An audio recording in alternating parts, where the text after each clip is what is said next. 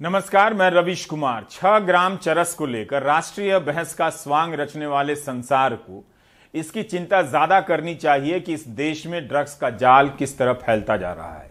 इस समस्या से अनजान बने रहने की जगह नजर उठाकर देखिए कि ड्रग्स की पहुंच कितनी बढ़ गई है। टीवी में ड्रग्स के संबंध में बहस महाराष्ट्र को लेकर है, जो अब ना जाने कितने और मुद्दों में उलझती चली गई है, लेकिन ड्रग्स से जुड़ी खबरें किसी और राज्य में जगह बना रही हैं। यह आज का संदेश अखबार है 11 नवंबर का। इसकी हेडलाइन है ड्रग्स की राजधानी गुजरात। एक और अखबार गुजरात समाचार के चौथे पन्ने पर खबर छपी है कि पिछले 5 महीने में 24,800 करोड़ का ड्रग्स बरामद हुआ गुजरात से। एक राज्य में 5 महीने से 24,800 करोड़ का ड्रग्स पकड़ा जाता है।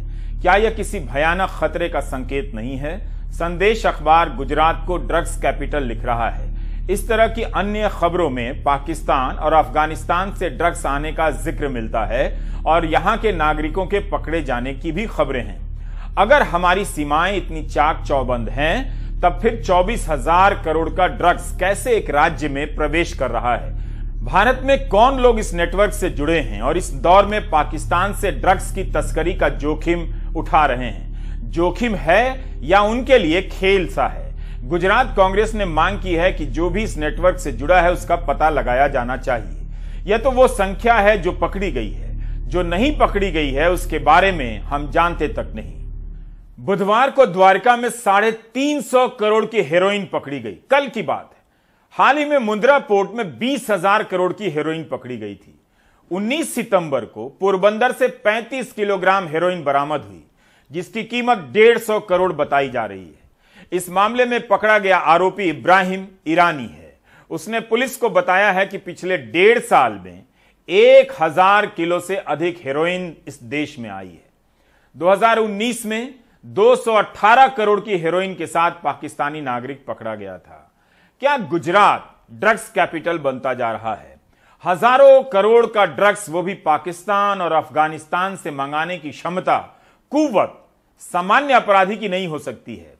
क्या कभी इस नेटवर्क के पीछे के लोगों तक पहुंचा जा सकता है या छोटे अपराधी ही पकड़े जाते रहेंगे? गुजरात के अखबारों में एक और खबर छपी है। पिछले 55 दिनों में राज्य में 5,756 किलो ड्रग्स बरामद हुआ है। गुजरात के मुख्यमंत्री इतनी बड़ी मात्रा में ड्रग्स बरामद करने के लिए गुजरात पुलिस की तारीफ कर रहे हैं। गृह राज्य मंत्री ने मीडिया को बताया कि 55 दिनों में 245 करोड़ के ड्रग्स पकड़े गए। पिछले 2 महीनों में 90 लोग गिरफ्तार हुए हैं। 2020 की राष्ट्रीय अपराध शाखा की रिपोर्ट के अनुसार महामारी के बीच भी गुजरात में ड्रग्स से संबंधित 308 मामले दर्ज हुए हैं। उसके 1 साल पहले 289 मामले दर्ज हुए थे। 2016 में जब नोटबंदी हुई, तब परेशान जनता यह पूछने लगी कि नोटबंदी हुई क्यों। हर दिन सरकार इसके मकसद की सूची लंबी करती जाती थी कि इन कामों के लिए हुई है और नोटबंदी से ये समाप्त हो गया है। नोटबंदी से काला धन भी खत्म हो रहा है, तो कभी आतंकवाद खत्म हो रहा था। हर समस्या का एकमात्र समाधान नोटबंदी, जैसे बाबा जी की बूटी। उन दिनों प्रधानमंत्री मोदी ने कहा था कि नोटबंदी से ड्रग माफिया खत्म हो जाएगा, लेकिन गुजरात में ही अगर 5 महीने में 24,800 करोड़ का ड्रग्स पकड़ा जा रहा है, तो सोचिए कहां खत्म हुआ।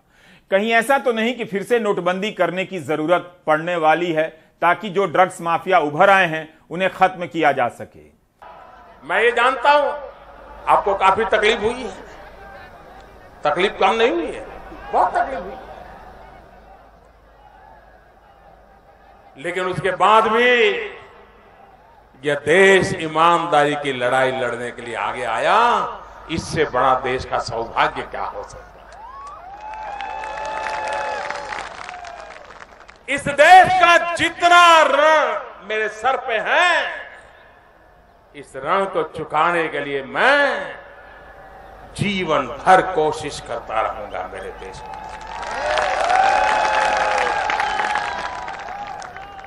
क्योंकि अगर देश को आगे बढ़ना है तो लूट खसोट बंद होनी चाहिए भाई, ये बेईमानी बंद होनी चाहिए, ये भ्रष्टाचार, ये काला धन, ये जाली नोट आतंकवाद, ड्रग माफिया ये जाली नोट का खेल खेलते थे। 8 नवंबर रात को 8 बजे एक धमाक से जाली नोटों का खेल 0 हो गया।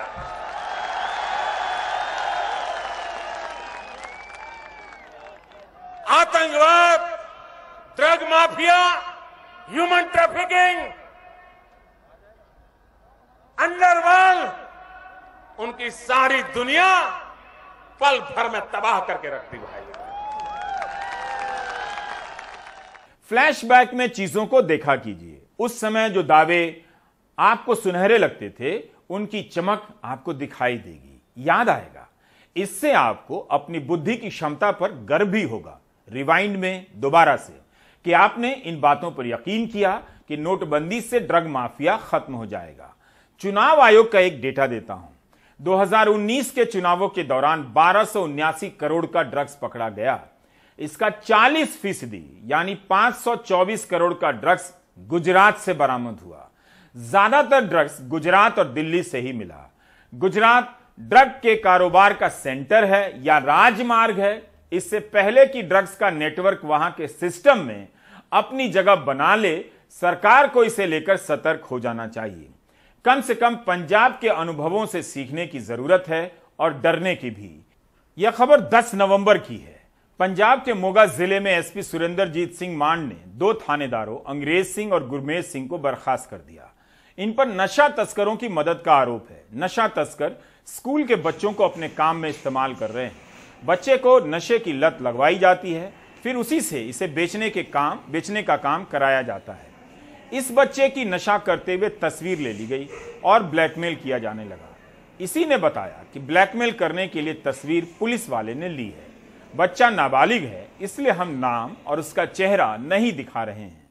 पंजाब में विधानसभा चुनाव होने वाले हैं। जाहिर है इस बार भी ड्रग्स एक मुद्दा रहेगा और इसकी शुरुआत हो चुकी है। सुखपाल खैरा आम आदमी पार्टी के विधायक थे। आम आदमी पार्टी छोड़कर कांग्रेस में आ गए। आज ईडी ने 2015 के ड्रग्स के एक मामले में उन्हें गिरफ्तार कर लिया है। क्या पुलिस, क्या नेता, पंजाब में अगर सही से जांच हो जाए तो शायद ही किसी तबके का कोई बचेगा। क्या इस तरह की जांच गुजरात में हो रही है, जहां आए दिन 300 करोड़ 20,000 करोड़ के ड्रग्स पकड़े जा रहे हैं? क्या इतनी बड़ी गिरफ्तारियां हो रही हैं? पंजाब में ड्रग्स आज भी बड़ी समस्या है। इसे खत्म करने के वादे के साथ कांग्रेस सत्ता में आई, लेकिन ड्रग्स पकड़े जाने के उसके तमाम दावों के बाद भी ड्रग्स की सच्चाई यथावत बनी हुई है। इन मामलों को समझने वाले की बात में दम भी है कि ड्रग्स का पकड़ा जाना अलग है। एक स्तर पर अच्छा लग सकता है कि पुलिस अच्छा काम कर रही है, लेकिन इसका मतलब बिल्कुल नहीं है कि सारा ड्रग्स पकड़ा जा रहा है। एनसीआरबी के आंकड़ों के अनुसार पंजाब में 2019 में एनडीपीएस के तहत 11,536 मामले दर्ज हुए, जो 2020 में घटकर 6,909 हो गए। करीब 7,000 मामलों की यह संख्या कहीं से भी राज्य सरकार की कामयाबी की तस्वीर नहीं है। घटकर भी यह भयानक के स्तर पर है। पूरी तरह से पंजाब सरकार इसमें फेल रही है। पंजाब में ड्रग्स का कारोबार पुलिस के नेटवर्क में भी घुसा हुआ है। कई पुलिस अधिकारी बर्खास्त किए गए हैं। ठीक इसी तरह से जैसे बिहार में शराब के अवैध कारोबार का नेटवर्क पुलिस में घुस गया है। 18 नवंबर को पंजाब और हरियाणा हाई कोर्ट में इस मामले में दायर जनहित याचिका पर एक बड़ी सुनवाई हो सकती है। एसआईटी रिपोर्ट है पंजाब सरकार की। इसे सील बंद लिफाफे में कोर्ट को दिया गया है। क्या है किसी को पता नहीं। पूर्व आईपीएस अधिकारी शशिकांत ने 2013 में जनहित याचिका दायर की थी। नौकरी में रहते हुए ही शशिकांत ड्रग्स के खिलाफ आवाज उठाने लगे थे। इसकी सजा भी मिली उन्हें, तबादले के रूप में, तो कभी सुरक्षा हटा ली गई। शशिकांत का एक सवाल बेहद महत्वपूर्ण है। उनका कहना है कि पंजाब सरकार के पास कोई डेटा नहीं है, किसी के पास भी नहीं होगा, पंजाब सरकार के पास भी नहीं है कि ड्रग्स से कितने युवाओं की मौत हुई, कितने लोगों ने इसके लिए संपत्तियां बेची हैं।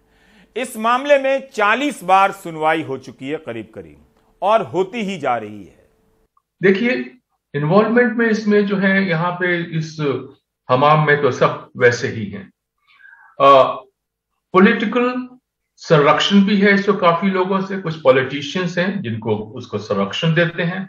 पुलिस और सिक्योरिटी फोर्सेस जो हैं इसको देख करके आंख बंद कर लेती हैं, कहीं रेड हुआ कह दिया यहां कुछ नहीं मिला।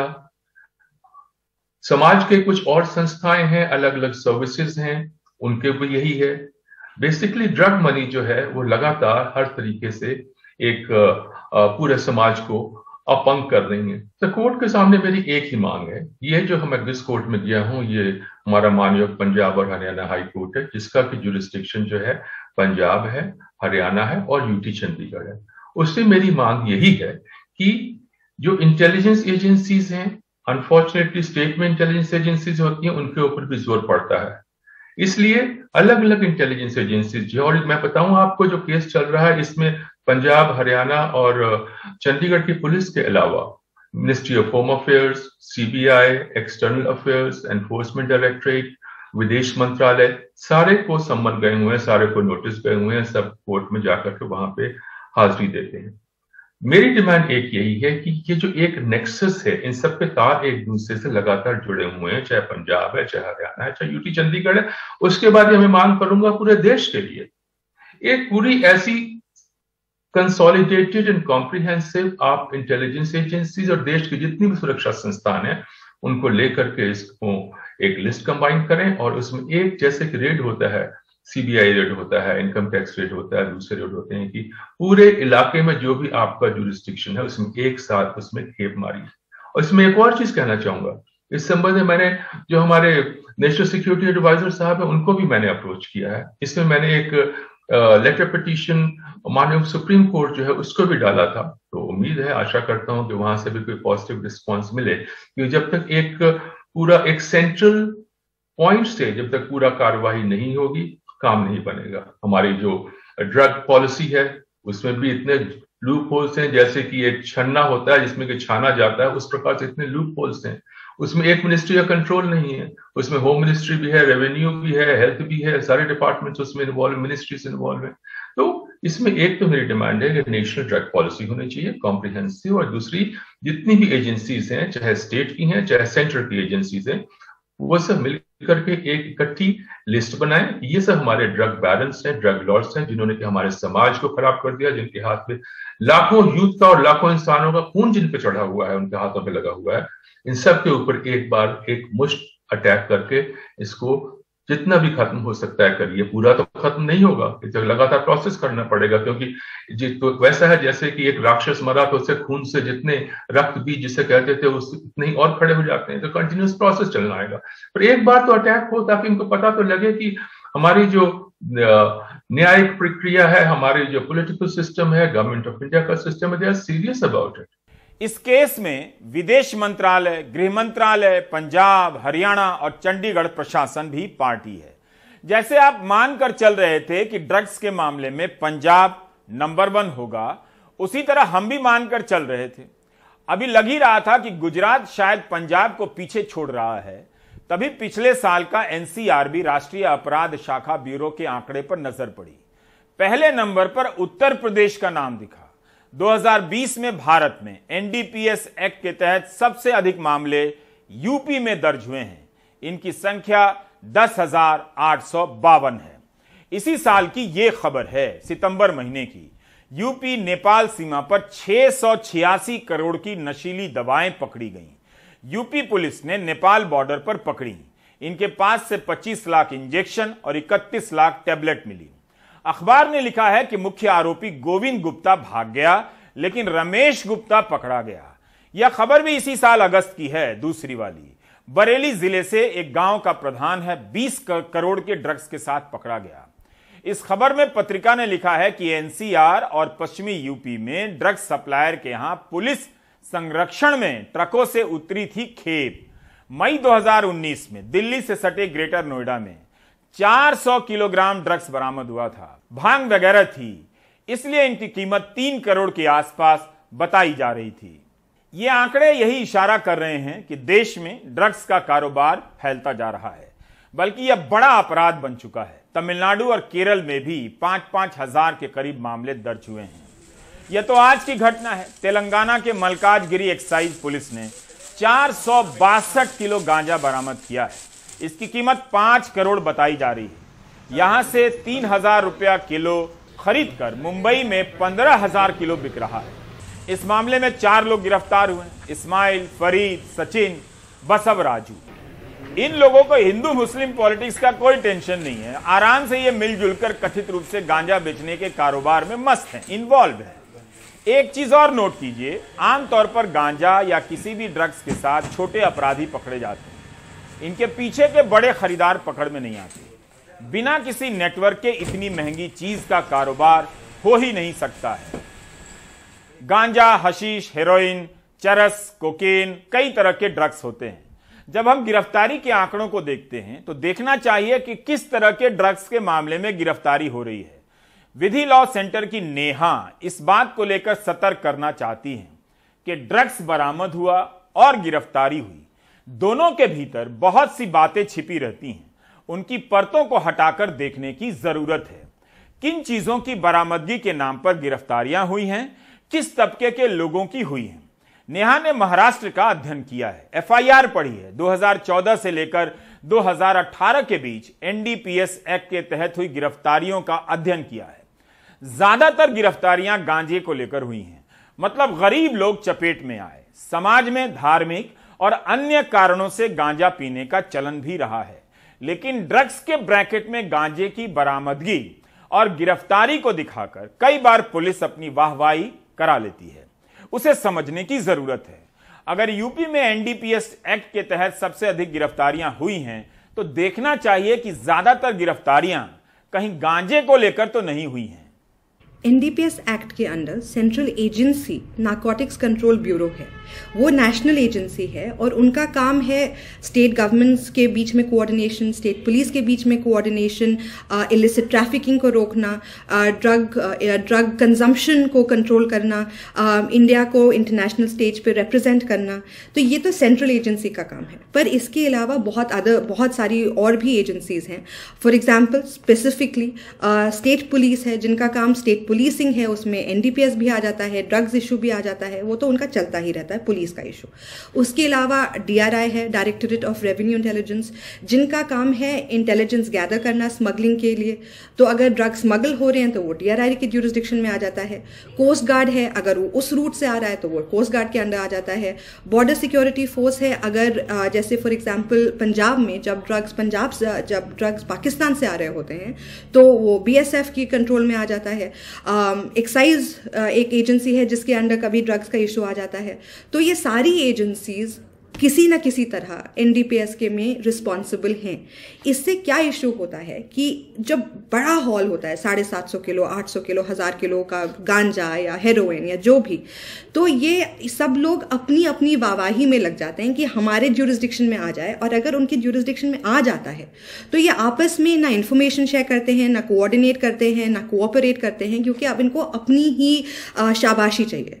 तो ये डिफरेंट एजेंसीज में क्या होता है कि ये एक तो इनकी इंटर फाइटिंग में ही स्मगलर्स तो निकल जाते हैं, ये अपने एक केस 2 केस को दिखाने में ही लगे रह जाते हैं। तो ये बहुत प्रॉब्लम है, इतनी सारी एजेंसीज होना और इतना कंपटीशन होना। तो ये एनडीपीएस एक्ट को, स्मगलिंग को, ये किसी को भी हेल्प नहीं कर रहा है, इतनी सारी एजेंसीज होना।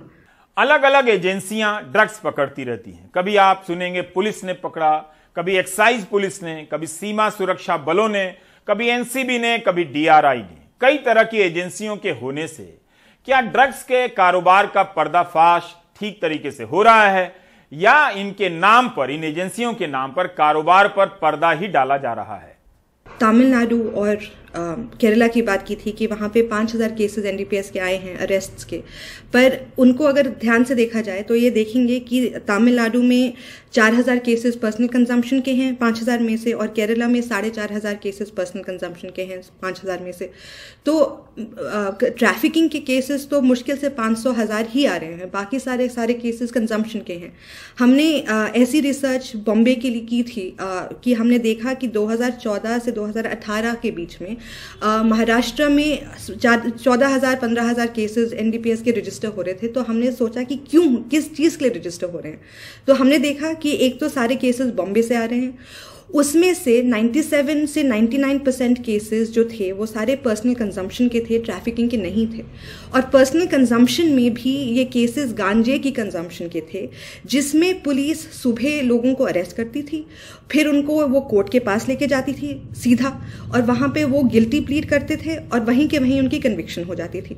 तो यहाँ पर ये नंबर्स तो बहुत आगे हैं, बहुत ज़्यादा नंबर्स हैं, पर ये सारे के सारे एक पर्सनल कंजम्पशन के हैं जहाँ पे कोई रिकवरी हो ही नहीं रही है। दूसरा, ये सारे जो लोग थे वो लेबर क्लास के थे, rickshaw pullers, office boys etcetera. ये लोग सड़क पे गांजा पीते हुए पुलिस को मिलते थे, पुलिस इनको अरेस्ट करती थी, और क्योंकि इनको अपने लीगल राइट्स का कुछ पता नहीं है, यहाँ पे इनको डायरेक्टली गिल्टी प्लीड करवा के कन्विक्ट कर दिया जाता था। तो ये किस सोशियो इकोनॉमिक क्लास के लोग आ रहे हैं, एक तो ये पूछना जरूरी है। ये सारे के सारे गरीब लोग हैं जिनको कुछ अपने राइट्स के बारे में मालूम नहीं है। अगर कभी कोई अमीर आदमी पकड़ा जाता है, जो हमने देखा पिछले इतने महीनों से, इतने हफ्तों से जो चल रहा है, वो एक नेशनल इशू बन जाता है। पर जब गरीब इंसान इसमें फंसता है तो वहां पे कोई पूछता नहीं है। दूसरा, रिकवरी में और अरेस्ट में कोई लेना देना नहीं है। ये बहुत सामने से की बात है, क्योंकि जहां पर जैसे एनसीबी पटना ने 2019 मार्च में 750 किलो गांजा पकड़ा था, वहां पे अरेस्ट हुए थे सिर्फ 2 लोग। तो यहाँ पे 750 किलो गांजे में 2 लोग अरेस्ट हुए हैं। बॉम्बे में 15,000 हर साल केसेस आ रहे हैं, पर उसमें कोई भी रिकवरी नहीं हो रही है। तो ये जो इशू है, ये एक्चुअली इंटरनल पुलिसिंग का इशू है, ये ड्रग्स का इशू तो है ही नहीं। नंबर्स आपको ड्रग्स के बारे में कुछ भी नहीं बता रहे हैं। सिमिलरली अभी आप कह रहे हैं कि यूपी में 10,000 11,000 केसेस हर साल आ रहे हैं, पर ये इससे हमें ये नहीं पता एक तो कि ये केसेस क्या कंजम्पशन बढ़ रही है यूपी में, क्या नशा की प्रॉब्लम सडनली बहुत ज्यादा हो गई है। अगर हो भी गई है तो किस चीज के नशे की हो रही है, वो गांजे की नशा है या किसी और का नशा है। बहुत कुछ बदलने की जरूरत है।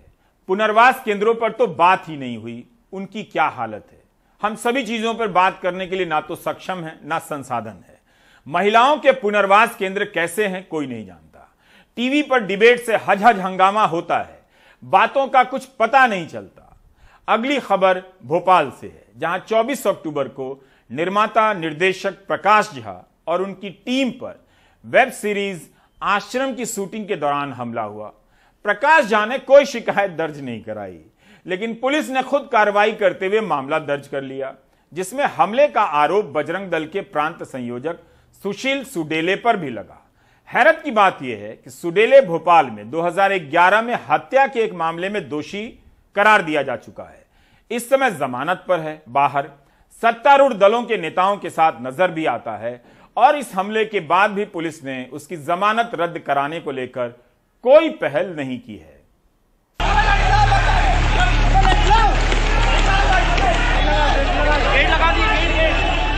24 अक्टूबर भोपाल में वेब सीरीज आश्रम की शूटिंग के दौरान प्रख्यात फिल्म निर्माता निर्देशक प्रकाश झा पर बजरंग दल के कार्यकर्ताओं ने हमला किया, तोड़फोड़ की, उनके चेहरे पर कालिख पोत दी।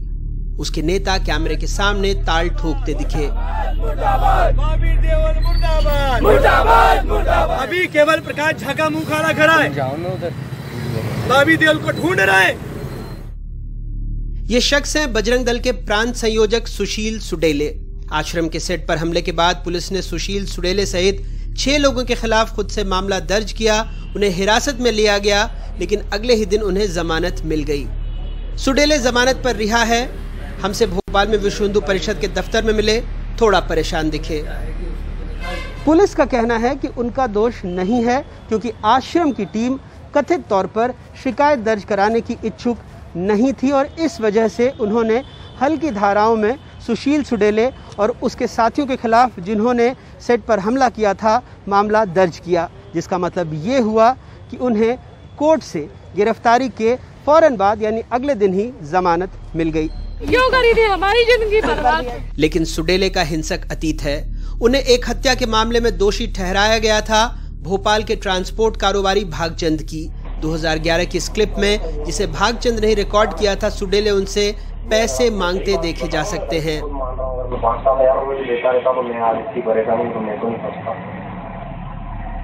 इस वसूली के खिलाफ वीडियो क्लिप के साथ भागचंद ने पुलिस में शिकायत दर्ज कराई, जिसके बाद सुडेले के साथियों ने कथित तौर पर उन पर हमला किया, जिसकी वजह से भागचंद की मौत हो गई। इस अपराध के लिए सुडेले को 14 साल के कैद की सजा हुई। 2015 में उसे जमानत मिल गई। कानून के जानकारों का कहना है कि प्रकाश झा पर हमले के फौरन बाद पुलिस को कोर्ट का दरवाजा खटखटाना चाहिए था, ताकि सुशील सुडेले की जमानत जो उन्हें मर्डर केस में मिली थी वो रद्द हो सके। सारी बात इस मामले में हमने गृह मंत्री से सवाल पूछा तो सवाल अनसुना करने लगे। दोबारा हमने सवाल दोहराया तो बस कैमरे को देखकर चले गए। ये बजरंग दल वाले सुनील तो जमानत हत्या के मामले में बाहर हैं, तो आपको लगता नहीं धमकी देते हुए उनकी जमानत रद्द होना चाहिए? पुलिस शिवपुरी वाली घटना एक नाली के पानी को लेकर के हुई थी और उसमें पुलिस वालों को भी चोट आई और वो दुखद घटना भी हुई, बच्चे वाली बताया है। उसमें 302 का प्रकरण रजिस्टर्ड कर दिया गया है पुलिस के खिलाफ में, एएसआई के खिलाफ में 2 लोगों पर प्रकरण दर्ज किया है, कार्रवाई तत्काल प्रभाव से कर दी है। चंदला विधायक सर, ये सवाल बजरंग दल वाला चंदला विधायक सुडेले भोपाल में नादरा बस स्टैंड के पास विश्व हिंदू परिषद के दफ्तर में ही बैठते हैं। कई बार भागचंद मर्डर केस पर सवाल करने के बावजूद वो बात आश्रम हमले की ही करते रहे। तो जिस तरह का आरोप आप पर खास तौर पे लगा है कि आप तो एक मर्डर केस में कन्विक्ट हैं, जमानत पर बाहर हैं और इस तरह से जाके धमकी दे रहे हैं, इस पर आप क्या उत्तर देना? देखिए, हमने जाकर के किसी प्रकार की कोई धमकी वहाँ पर सेट पर प्रकाश झा साहब को किसी को कोई धमकी नहीं दी। हमने पहले कहा कि हमारा विरोध था, विरोध करने का तरीका भी सांकेतिक था, लेकिन जाकर के वहाँ पर ही उधर के ही उपद्रवियों द्वारा, यहाँ के भोपाल के कुछ लोकल के बाउंसर थे, क्योंकि कुछ अब दूसरे उसके समाज के भी थे, उन्होंने जाकर के सीधे हमले करने का प्रयास किया बजरंग दल के कार्यकर्ताओं पे, तब जाके ये घटना हुई है। लेकिन हम मांग कर रहे हैं कि आपकी जमानत रद्द की जाए और आपको वापस जेल में रखा जाए। देखिए, मेरी जमानत हुई है, बस सत्य है, लेकिन मेरे द्वारा किसी प्रकार की कोई तोड़फोड़, किसी प्रकार की कोई हिंसा, किसी प्रकार का कोई पथराव, किसी प्रकार की कोई इस प्रकार की कोई भी घटना, कोई भी एक वीडियो फुटेज में दिखा दे कि मेरे द्वारा कोई सीधी कोई घटना, कोई कार्रवाई इस मामले में नहीं। इसको पहले मामले में जो मर्डर चार्जेस में आप कन्विक्ट हैं भागचंद जी के, उस पर लेकर खत लिखा है कि आपकी जमानत रद्द होनी चाहिए और आपको, क्योंकि आप बाहर आके इस तरह के उपद्रवी गतिविधियों में लिप्त हैं। जी। विश्व हिंदू परिषद भी शायद सुडेले की जमानत को उनकी बेगुनाही मान रहा है। अभी वो जमानत पर हैं और वो धर्म की रक्षा का काम कोई भी व्यक्ति कर सकता है, उसको स्वतंत्रता है अपने धर्म का आचरण करने के लिए और धर्म की रक्षा करने के लिए हर एक नागरिक को अधिकार है। कांग्रेस का आरोप है कि सुडेले अपने राजनीतिक रसूख की वजह से बचे हुए हैं। सुडेले मुख्यमंत्री शिवराज सिंह चौहान, गृह मंत्री नरोत्तम मिश्र, आरएसएस प्रमुख मोहन भागवत और दूसरे बीजेपी नेताओं के साथ तस्वीरों में काफी सहज भी हैं। सुशील सुडेले जहाँ साहब पे हमला करते हैं, मारपीट करते हैं और उसकी तरफदारी गृह मंत्री से लेकर सब करते हैं, जो कि एक मर्डर कन्विक्ट है और अभी बेल पे बाहर है। हम भागचंद के घर भी पहुंचे, जिनकी हत्या के मामले में सुडेले और उसके साथियों को सजा हुई थी। उनके 2 बच्चे बड़े हो गए हैं। पत्नी कहती है कहीं से कोई मदद नहीं मिली, अब इतनी आर्थिक ताकत नहीं बची कि केस लड़ सके। मांग होती थी 1500 रुपए रोज से। ये कौन मांगता था? पुलिस वाले वो 1500 रुपए महीने के लेते थे। हाँ, मतलब वो बोलते थे तो उन्होंने बोला कि मैं अपने घर को पालूंगा कि मैं किसको पालूंगा, तो इस चक्कर में कि पीछे से आके मार दिया था उन लोगों ने। मध्य प्रदेश सरकार इस बात से बिल्कुल इनकार कर सकती है कि वो हमलावरों का पक्ष ले रही है, लेकिन ये साफ नहीं है कि आखिर क्यों वो हत्या के एक दोषी के जमानत को रद्द करवाने के लिए कोर्ट नहीं पहुंची, जो खुले तौर पर हिंसक हमलों को अंजाम दे रहा है और लोगों को धमकी दे रहा है। भोपाल से कैमरा पर्सन रिजवान खान के साथ अनुराग द्वारी, एनडीटीवी इंडिया।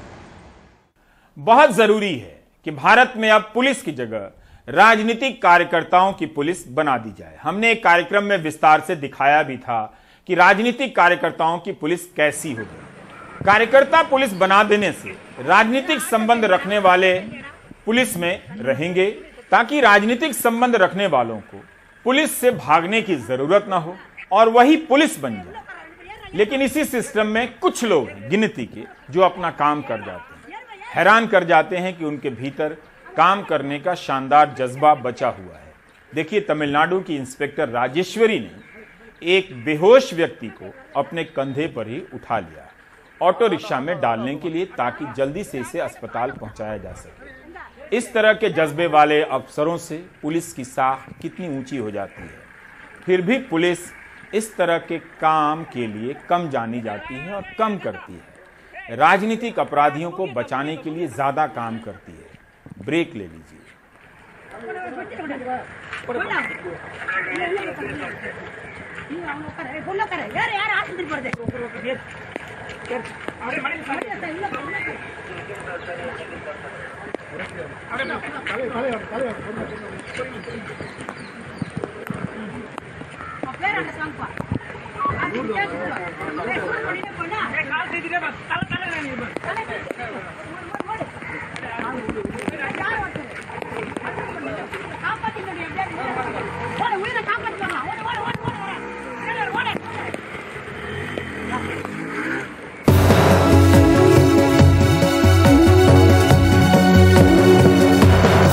महाराष्ट्र राज्य परिवहन यानी स्टेट ट्रांसपोर्ट के कर्मचारियों की पिछले 14 दिनों से हड़ताल चल रही है। कर्मचारियों की मांग है कि उनके कॉरपोरेशन को सरकार में समाहित किया जाए। 14 दिनों से राज्य की 14,000 से भी ज्यादा एसटी बसें सड़क पर नहीं निकली हैं और 1 लाख कर्मचारी हड़ताल पर हैं। ग्रामीण इलाकों में बहुत बुरी स्थिति है। मामला हाईकोर्ट में भी है और कोर्ट ने सरकार से रास्ता निकालने के लिए कहा है। कर्मचारी सरकार में विलीनीकरण से कम पर मानने को तैयार नहीं है। राज्य भर से गांव-गांव से चलकर सभी एसटी कर्मचारी यहां मुंबई में आए हुए हैं। आजाद मैदान में यहां बैठे हुए हैं और अपनी मांग बुलंद कर रहे हैं और उनका साथ देने के लिए यहां पर बीजेपी के नेता हैं गोपीचंद पडलकर। और जो जानकारी मिल रही है कि पूरे राज्य भर में जो 14,000 एसटी बसें हैं वो पूरी की पूरी बंद हैं, ठप हैं सब कुछ। लगभग 1 लाख के करीब कर्मचारी हैं, वो काम पर नहीं आ रहे, पूरे हड़ताल पर बैठे हुए हैं। लेकिन इसके बावजूद सरकार सुन नहीं रही है। सर, सबसे पहले तो ये बताइए कि एसटी कर्मचारियों की ये हड़ताल है, इसमें आप चूंकि यूनियन से जुड़े हुए नहीं हैं, तो आप इसमें किस तरह से जुड़े हैं, कैसे इनका समर्थन कर रहे हैं और इनकी क्या मांग है? अभी तक इनका नेतृत्व यूनियन वाले कर रहे थे, लेकिन यूनियन वाले और सरकार मिलके इनके ऊपर अन्याय कर रहे थे। अभी इसकी ये सब लोगों को इसके बारे में पता चल गया है, तो अभी ये सब लोग अभी यूनियन से बाहर पड़े हैं। हम चाहते हैं कि जब तक हमारा शासन में अगर विलीनीकरण नहीं होगा, तब से इससे भी ज्यादा हम उपोषण के वास्ते बैठने के वास्ते तैयार है। शासन में विलीनीकरण 101% होना ही होना है। अब आगे कैसा होगा? सरकार ने तो कह दिया कि आप लोग तो पूरी राजनीति ला रहे हैं आंदोलन में, और जो इनके कृति समिति के हैं उसके ये लोग मान नहीं रहे हैं, तो फिर कैसे समाधान कैसे निकलेगा? सरकार की ओर से अच्छी तरह से बहस होनी चाहिए, इनके साथ चर्चा होनी चाहिए। कल जब परिवहन मंत्री महोदय ने इन लोगों को चर्चा के लिए बुलाया और उधर जाते समय वो बोले कि मैं कर्मचारियों के साथ बात करने की मेरी इच्छा नहीं है, मैं इनके साथ बात नहीं करूंगा, तो फिर कौन करेगा बात? सदा बाबू खुद हैं हमारे साथ, आपसे भी बात कर लेते हैं कि बात समाधान की हो रही है और सरकार जो है लगभग 1,000 से ज्यादा कर्मचारियों को निलंबित कर चुकी है। मुझे यह लग रहा है कि उनको समझ में आना चाहिए कि ये जो कर्मचारी इधर बैठा है ये तो महाराष्ट्र का मराठी आदमी है। आप बोलते थे कि महाराष्ट्र का मराठी आदमी को, मजदूरों को काम मिलना चाहिए, और अभी तो मराठी लोगों को आप हटा रहे हैं, ये कैसा चल रहा है? इनका जो कहना है, इनको जो भी सैलरी मिल रही है मंथली सैलरी वो बहुत कम है, उनका गुजारा उससे नहीं हो पाता, सीधी सी बात है। और अभी जो विलीनीकरण की बात करें, उनका कहना है कि हमें स्टेट गवर्नमेंट के एम्प्लॉय जैसे ट्रीट करो, तो ये कहना उनका सही है। ये कर्मचारियों का आंदोलन है और साफ तौर पर इनका कहना है कि जो कृति समिति यानी यूनियन के नेता हैं उन पर अब इनका भरोसा नहीं रह गया है। जो यहाँ पर आके उन्हें समर्थन कर रहे हैं यानी बीजेपी के नेता, अब इन पर ही भरोसा है और इनकी लड़ाई तब तक चलती रहेगी जब तक कि सरकार इनकी मांगे नहीं मानेगी। मुंबई से कैमरामैन अशोक महाडिक के साथ सुनील सिंह, NDTV इंडिया के लिए। आप देख रहे थे प्राइम टाइम। नमस्कार।